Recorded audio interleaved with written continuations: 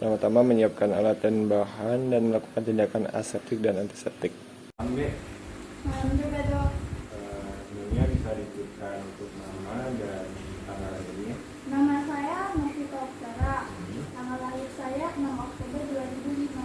Jadi ada Nabi Oktober, lahir di Oktober 2005. Iya, Jadi dok. ada keluhan apa deh? Penjelasan dulu. Saya itu waktu sikat gigi itu suka berdarah gitu dok. Jadi kebenaran ya. Iya, dok. Kalau boleh tahu kebenarannya itu dari kapan ya? 3 hari yang lalu. Dari yang lalu. Kalau boleh tahu apakah sakit tuh ketika mengikuti? Tidak dok. Yang bertanya juga untuk kebiasaan mengikat gigi itu berapa kali sehari ya? Mengikat gigi misalnya 3 kali sehari kalau saya. 2 kali sehari.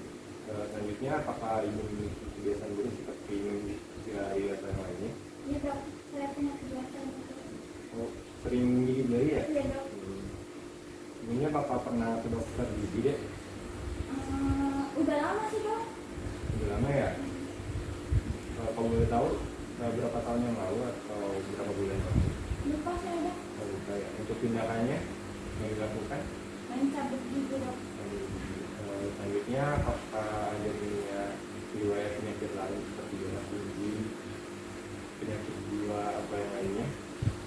Saya tidak punya penyakit. Kalau keluarga? Tidak juga dok.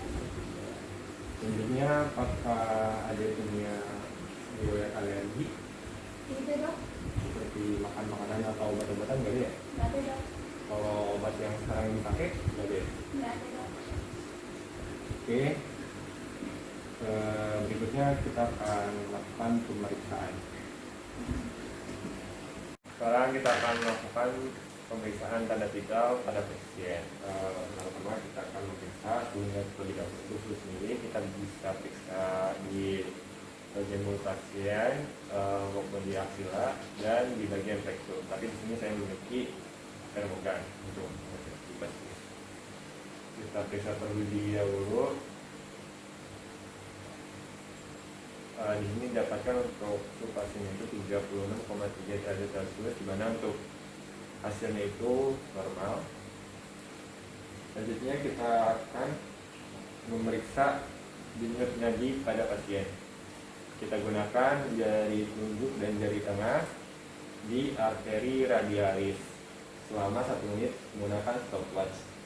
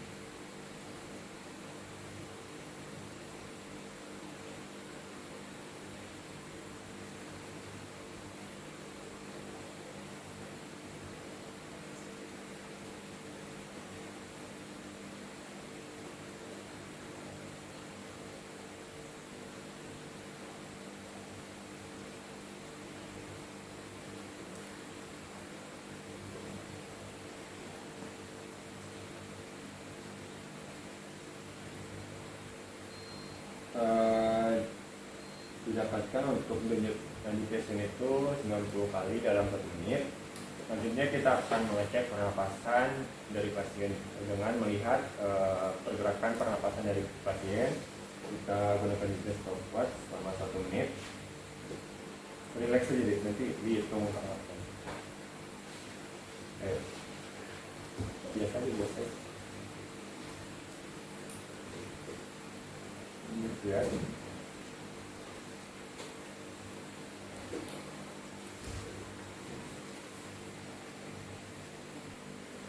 Didapatkan untuk pernapasan pasien itu 19 kali dalam 1 menit. Berarti mengindikasikan juga untuk pernapasan pasien itu normal. Selanjutnya kita akan memeriksa tekanan darah pada pasien menggunakan sphygmomanometer.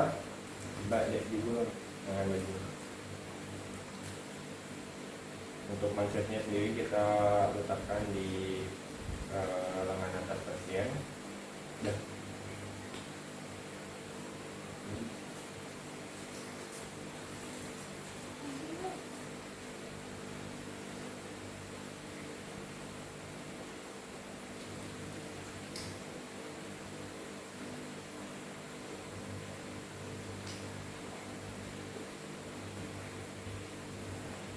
Dan masang stetoskop.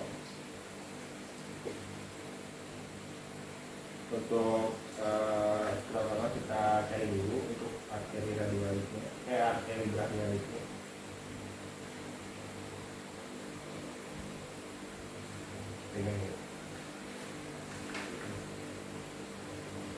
Selanjutnya kita letakkan jari kita di arteri radialis sebagai patokan dan memompanya.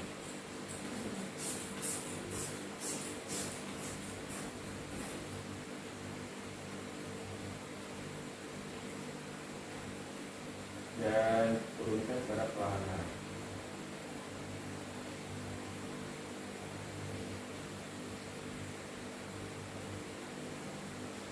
Didapatkan untuk tensi pasien itu 170/80 mm air aksa, berarti normal juga. Sekarang kita akan melakukan pemeriksaan ekstraoral pada pasien. Pertama kita akan memeriksa kondisi dari wajah pasien itu sendiri. Bisa dilihat untuk wajah pasien di sini berbentuk persegi. Coba mengarah ke samping. Untuk profil wajah pasien sendiri itu lurus. Kemudian kita akan memeriksa bagian mata. Kita sendiri. Untuk pergerakannya juga normal, kita melihat selera dan kondisi mukanya.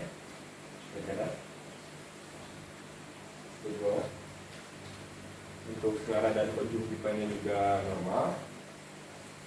Selanjutnya kita akan memeriksa bagian hidung dari pasien. Dari hidung sendiri di sini terlihat bahwa pasien bernapas melalui hidung, tidak melalui mulut, dan tidak adanya pendarahan pada hidung pasien. Selanjutnya kita akan memeriksa bagian bibir pada pasien. Di sini terlihat untuk bibir pasien itu kompeten, tidak terjadinya hipertonus maupun hipotonus. Selanjutnya kita akan melakukan pemeriksaan kelenjar limfe pada pasien. Diawali dari kelenjar limfe pada bagian mandibula. Kita raba-raba. Kalau misalnya sakit bilang ya deh. Kemudian submandibula, terus preaurikular, postaurikular, bagian occipital, lalu bagian depan dari cervical atau leher, bagian posteriornya, dan supraclavicular dari pasien. Tidak ada pembengkakan. Selanjutnya kita akan memeriksa kelenjar salito pada pasien. Di sini kita akan periksa kelenjar parotis terlebih dahulu. Dan mandibula di sini tidak adanya pembengkakan. Selanjutnya kita akan memeriksa. Selanjutnya kita akan memeriksa bagian TMJ pada pasien. Untuk TMJ sendiri itu berada di depan tragus atau meatus occipitalis externus. Gara-gara di sini, coba dia buka mulut, tutup mulut. Nah, untuk pergerakan sakit kita tadi. Untuk pergerakan itu normal dan tidak terasa sakit untuk TMJ-nya. Sekarang kita akan mengecek cara auskultasi dengan stetoskop. Coba buka mulut.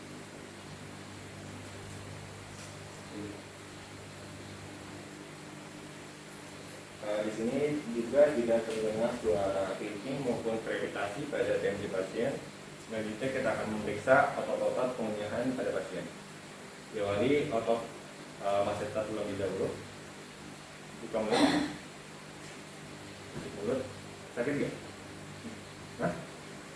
tidak terasa sakit, dan untuk pergerakannya antara kanan dan kiri itu normal.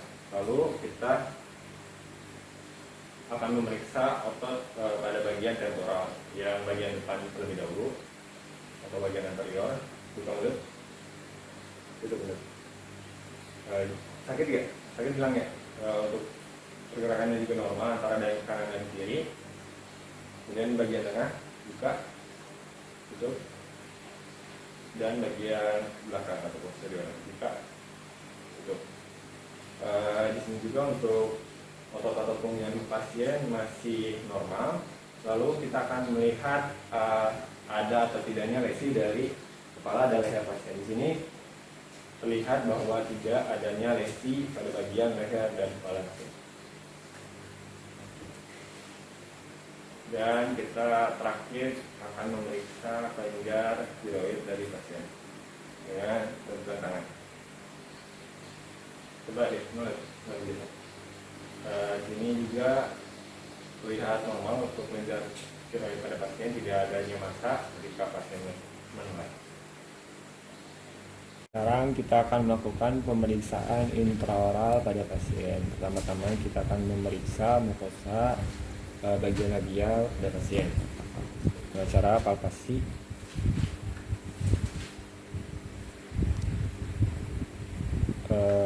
Di sini tidak terlihat kelainan atau lesi pada mukosa labial pasien. Selanjutnya kita akan memeriksa mukosa bagian buka pada pasien. Buka mulutnya, Dek.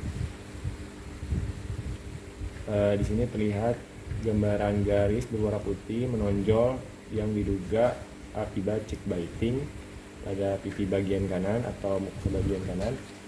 Berikutnya mukosa bagian kiri, mukosa bukal. Di sini juga terlihat gambaran garis yang menonjol berwarna putih diduga akibat cheek biting.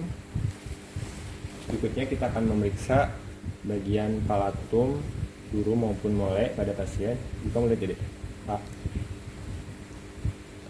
Di sini tidak terlihat kelainan atau torus pada palatum pasien, dan di mandibula juga tidak terlihat adanya torus mandibula. Lalu dilihat juga ukurannya. Buka lagi mulutnya. Di situ terlihat untuk ukurannya sendiri normal. Kemudian kita akan memeriksa bagian lidah pada pasien dengan bantuan kasa. Di sini untuk bagian dorsumnya normal, kemudian untuk bagian lateral juga normal, lateral bagian kanan juga normal. Setelah itu kita akan memeriksa bagian dasar mulut pada pasien. Buka mulutnya, angkat lidahnya, angkat lidahnya. Di sini A, terlihat tidak ada kelainan A pada pasien. Selanjutnya kita akan memeriksa bagian gigi gerigi. Sekarang kita akan memeriksa gigi gerigi pada pasien. Melakukan pemeriksaan gigi gerigi dimulai dari regio 1. Nah, coba, Dek, dibuka mulutnya.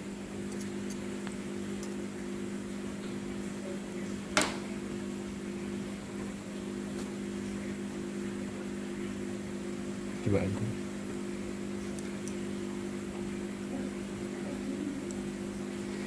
Di sini terdapat karang gigi pada bagian bukal dan palatal di 16 pasien.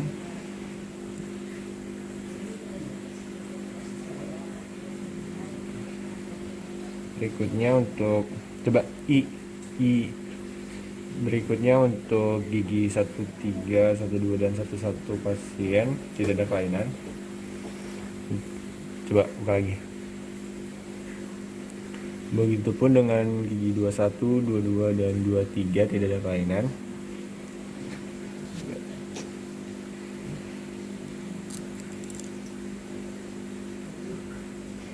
Di sini juga terdapat karang gigi pada bagian bukal dan palatal gigi 16.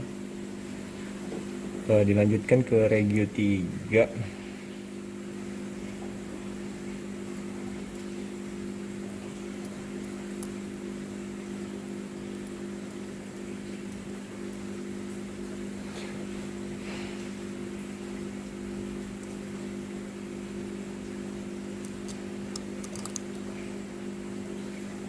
Di sini terdapat radix gigi 75 sebelah sini, radix gigi 75. Kemudian untuk pada bagian terdapat karang gigi pada bagian 33, bagian labial dan bukal. Coba I. A lagi. Kemudian terdapat karang gigi pada gigi 31 dan 41 bagian lingual. I. Udah. A lagi.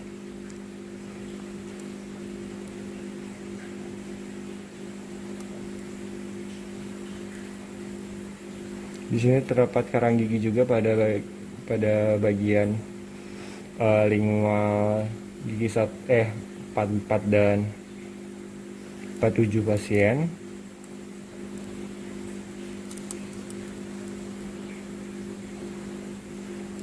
Dan terdapat radix gigi 85. Selanjutnya kita akan melakukan pemeriksaan oklusi dari pasien. Coba dibuka lagi mulutnya. I. Aduh. I. Buka lagi. I. Untuk oklusinya sendiri normal. Coba A. Untuk kedalaman palatumnya juga sedang.